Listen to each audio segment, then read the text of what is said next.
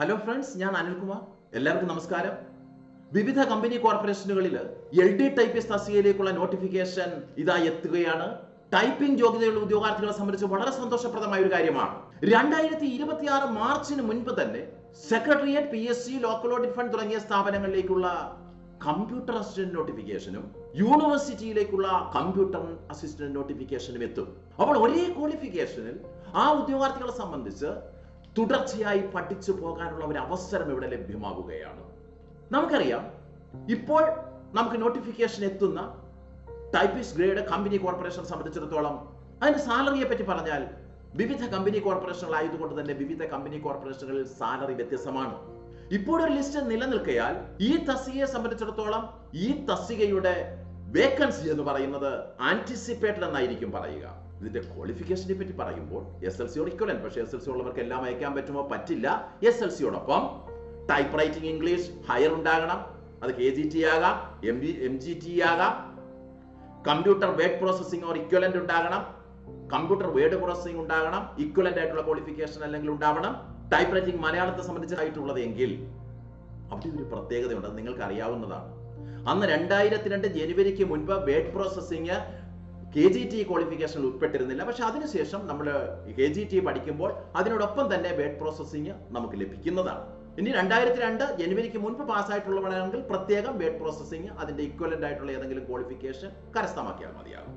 അപ്പോൾ ഈ കാര്യവും നമ്മൾ ശ്രദ്ധിക്കേണ്ടതാണ്. ഇതിന്റെ ഇക്വലന്റ് ക്വാളിഫിക്കേഷനെ പറ്റി പറയുമ്പോൾ അവിടെ VHSC ഓഫീസ് സെക്രട്ടറിഷിപ്പ് എന്ന് പറയുന്ന ഒരു കോഴ്സ് ഉണ്ട്. അത് ഇക്വലന്റ് ആയിട്ട് പരിഗണിക്കാറുണ്ട്. സെക്രട്ടേറിയൽ പ്രാക്ടീസ് ഉണ്ട്. ഡിപ്ലോമ ഇൻ കൊമേഴ്സ്യൽ പ്രാക്ടീസ് ഉണ്ട്. ഇതൊക്കെ തന്നെ നമ്മൾ എന്തായിട്ട് പരിഗണിക്കാറുണ്ട്? ഇക്വലന്റ് ക്വാളിഫിക്കേഷനായി പരിഗണിക്കാറുണ്ട്. ഇതിന്റെ പ്രായപരിധി പറയുമ്പോൾ സാധാരണ പോലെ തന്നെ 18-36 ആണ്.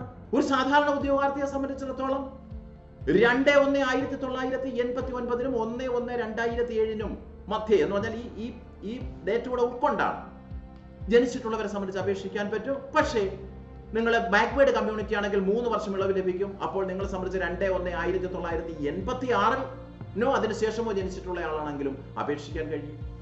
നിങ്ങളൊരു പട്ടികജാതി പട്ടികവർഗക്കാരനാണെങ്കിൽ 5 വർഷമല്ലേ വയസ്സിളവ്.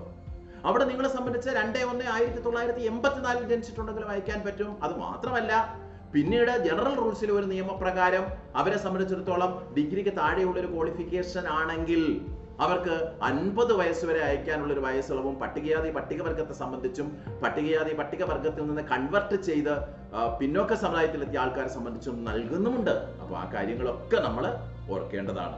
അപ്പോൾ വയസ്സിളവിന്റെ കാര്യം നമുക്ക് അതാണ് പറയാനുള്ളത്. ഇനി നിലവിലൊരു റാങ്ക് ലിസ്റ്റ് ഉണ്ടെന്നേ. 31/1/2024 നിലവിൽ വന്ന ആ റാങ്ക് ലിസ്റ്റ് 30/1/2027 ക്യാൻസൽ ആവുക. അപ്പോൾ നമ്മളെ സംബന്ധിച്ച് അറിയാൻ കഴിയുക 31/1/2027 മുതലായിരിക്കും ഇപ്പോൾ നോട്ടിഫിക്കേഷൻ പുറപ്പെടുവിക്കുന്ന ഈ തസ്തികയുടെ റാങ്ക് ലിസ്റ്റ് വരിക. നിലവിൽ ഈ റാങ്ക് ലിസ്റ്റിൽ നിന്ന് 15/5/2025 വരെ 30 നിയമനങ്ങളാണ് നടന്നിട്ടുള്ളത്.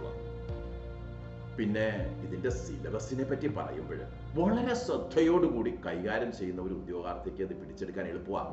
കാരണം ജനറൽ നോളജ്, കറണ്ട് അഫയേഴ്സ് കുറവാണ്, 10 മാർക്കാണ്. Computer word processing 40, type writing 10. ഓർക്കുക, നമ്മൾ പഠിച്ചിട്ടുള്ള എന്തൊക്കെ കാര്യങ്ങളാണ്? Microsoft Word, Microsoft Excel, Microsoft PowerPoint, ഇങ്ങനെയൊക്കെയുള്ള കാര്യങ്ങൾ അങ്ങോട്ട് നന്നായിട്ട് പഠിക്കുക. കമ്പ്യൂട്ടറിനെ പറ്റിയുള്ള അടിസ്ഥാന കാര്യങ്ങൾ പഠിക്കുക. 40 മാർക്ക് നമുക്ക് അവിടെ ലഭിക്കും. ടൈപ്പ് റൈറ്റിംഗിനെ പറ്റിയുള്ള 10 മാർക്ക് ഉണ്ടാവും. അപ്പോൾ ആ മേഖലയിൽ 50 മാർക്കാണ് കവർ ചെയ്യുന്നത്. General English 20 mark, regional language Malayalam 20 mark. ഇതാണ് ഇവിടെ ക്വസ്റ്റ്യന്റെ ഘടന.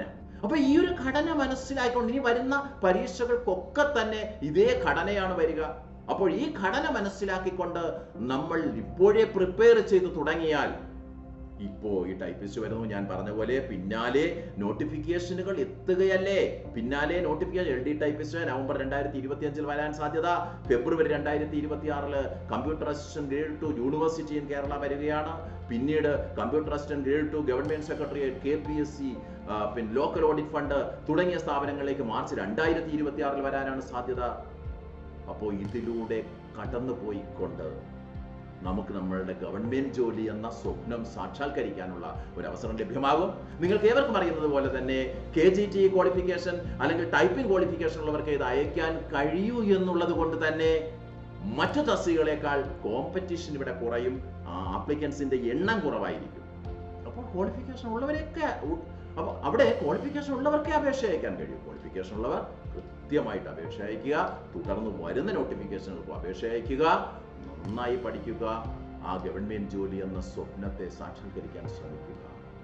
മനസ്സിലായോ?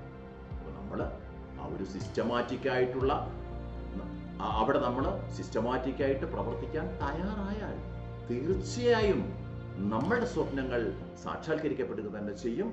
എല്ലാവർക്കും വിജയാശംസകൾ. Good bye.